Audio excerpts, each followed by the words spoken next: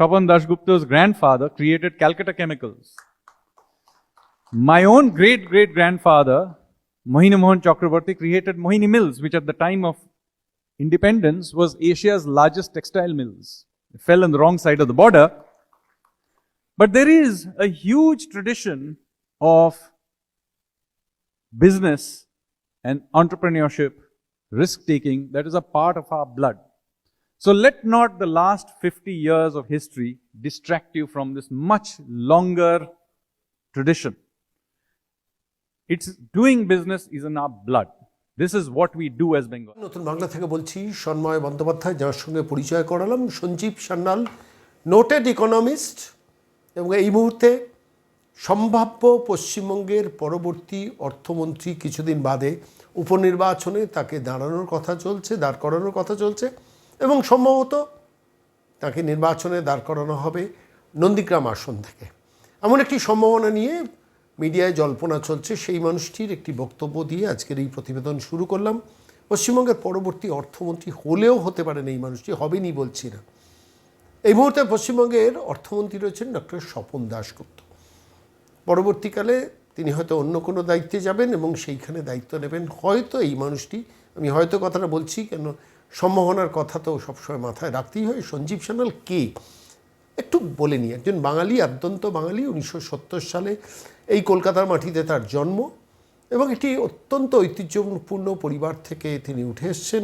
পরবর্তীকালে Saint Xavier's college থেকে পড়াশোনা করেছেন, সেন্ট জেমস স্কুল থেকে পড়াশোনা করেছেন, তারপর দিল্লি, সেখান থেকে অক্সফোর্ডের রোড স্কলার, এবং তার পরবর্তীকালে দেশে ফিরে আসা, দিল্লিতে ডয়েশ ব্যাংকের খুব উচ্চ পদে কাজ শুরু করেন 2017 সালে, এবং তারপর 2022 সাল থেকে ইকোনমিক অ্যাডভাইসার ভারতবর্ষের প্রধানমন্ত্রী হিসেবে কাজ করছেন। 2022, 2023, 2024, 2025, এখনও 2026-এ ভারতবর্ষের অর্থমন্ত্রী।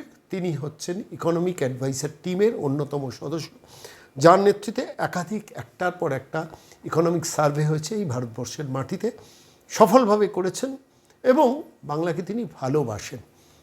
সাম্প্রতিককালে তাঁর একটি বক্তব্য আমার নজরে আসছে, যেখানে দাঁড়িয়ে পশ্চিমবঙ্গের অর্থনীতি বা পশ্চিমবঙ্গের শিল্পায়ন নিয়ে বলতে গিয়ে সঞ্জীব সান্যাল বলেছিলেন, Kolkata didn't die, it was murdered and I am an witness. Kolkata didn't die, it was murdered and I am an witness. অর্থাৎ আমি প্রত্যক্ষদর্শী, কলকাতা মারা যায়নি, তাকে খুন করা হয়েছিল। দীর্ঘ 34 বছরের বাম রাজত্বর যে সময় শুরু, তার আগে তার জন্ম। 70-এর দশকে উত্তাল অবস্থায় তিনি স্কুলের ছাত্র, এই পশ্চিমবঙ্গকে কাছ থেকে দেখেছেন। পরবর্তীকালে কলেজ জীবন, তখন বামেরা সরকারে, এবং যখন বামেরা সরকারে তিনি পশ্চিমবঙ্গ ছেড়ে চলে গেছেন দিল্লি হয়ে অক্সফোর্ড, এবং তারপরে ভারতীয় অর্থনীতির সঙ্গে তার নারীর যোগ এবং সম্পর্ক। আমরা চিন্তা করছিলাম আজকে আমি এই কথাটা কেন এই মানুষটাকে নিয়ে বলছি, তার কারণ জানেন, পশ্চিমবঙ্গের মাটিতে দাঁড়িয়ে অর্থনীতির ঘুরে দাঁড়ানোটা খুব জরুরি। কেন, যারা বাংলার রাজনীতি বা সামাজিক অবস্থা সম্বন্ধে খোঁজখবর রাখেন তারা জানেন যে বাংলার দুটো দিকের পরিবর্তন দরকার, একটা সামাজিক পরিবর্তন, একটা অর্থনৈতিক পরিবর্তন। অর্থনৈতিক পরিবর্তন এলে তার প্রভাব একটা সামাজিক পরিবর্তনে আসে, সমাজ পরিবর্তনে আসে। সমাজটা তখন ঘুরে দাঁড়ানোর চেষ্টা করে যদি পশ্চিমবঙ্গের অর্থনৈতিক অবস্থাটা রিভাইভাল হয়। কিন্তু যে অবস্থায় গত 34 এবং 15 বছর, প্রায় 49 বছরের একটা ধাক্কা একটা রাজ্য সামলাতে, যার পার ক্যাপিটা ইনকাম এক সময়ে ছিল 127.5%, অর্থাৎ 127.5% পার ক্যাপিটা ইনকাম ছিল, দেশের মধ্যে তৃতীয় বৃহত্তম ছিল, সেটা নামতে পশ্চিমবঙ্গে এখন 80, অর্থাৎ 127 থেকে নেমে 80-তে দাঁড়িয়েছে পার ক্যাপিটা ইনকাম। মাথার উপর দেনা হচ্ছে 7.7 লাখ। আমি তথ্য ঘাঁটতে দেখছিলাম কি ভয়ানক পরিস্থিতিতে গিয়ে দাঁড়িয়েছে। এই মুহূর্তে দাঁড়িয়ে Bengal share of the country জিডিপিতে হচ্ছে, সারা ভারতবর্ষের অর্থনীতির জিডিপিতে বাংলার শেয়ার হচ্ছে 5.6%। 2023-24-এর কথা বলছি, 5.6%, যেটা একদা ছিল 10.56%, 10.5%, 1960 বিধানচন্দ্র রায়ের আমলে। গ্র্যাজুয়ালি পরবর্তীকালে 60-এর দশকে বাম আন্দোলনের উত্থান, প্রফুল্ল সেন অত্যন্ত সৎ মুখ্যমন্ত্রী, কিন্তু তার দুর্বল শাসন পরিচালনা, তার পরবর্তীকালে বামপন্থীদের উগ্র বামপন্থীদের নকশাল আন্দোলন, অরাজক অবস্থা, সিদ্ধার্থ শঙ্কর রায় বাংলা শাসন ব্যবস্থাটাই ধরতে পারলেন না। জ্যোতিবাবু এলেন। জ্যোতিবাবু এসে রাজনৈতিক বিবর্তনের পথপ্রদর্শক হলেন, কিন্তু পশ্চিমবঙ্গের অর্থনৈতিক বিবর্তনের দিক নির্দেশক হতে পারলেন না। ঠিক এই অবস্থায় বুদ্ধদেব বাবু এলেন। বুদ্ধদেব ভট্টাচার্য ধরতে চাইলেন, কিন্তু ধরতে পারলেন না, পার্টি তার অন্তরায় হলো।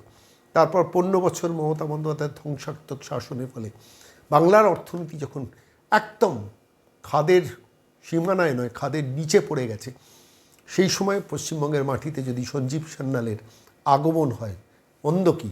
ভাবতে তো কোনো দোষ নেই। মানুষটি এখন নিত্য যাওয়া আসা করছেন।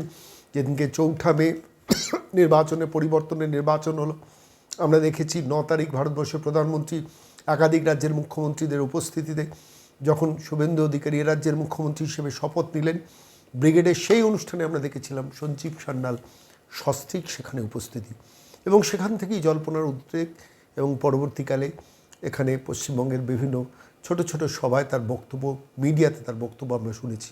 সেই মানুষটিকে আজকে নতুন বাংলায় আপনাদের সঙ্গে পরিচয় করিয়ে দিলাম। প্রতিবেদনের শুরুতে যে বক্তব্যটা তার শুনিয়েছি, আমি তার কথা দিয়েই আজকের এই প্রতিবেদন শেষ করব। Swapan Dasgupta's grandfather created Calcutta Chemicals.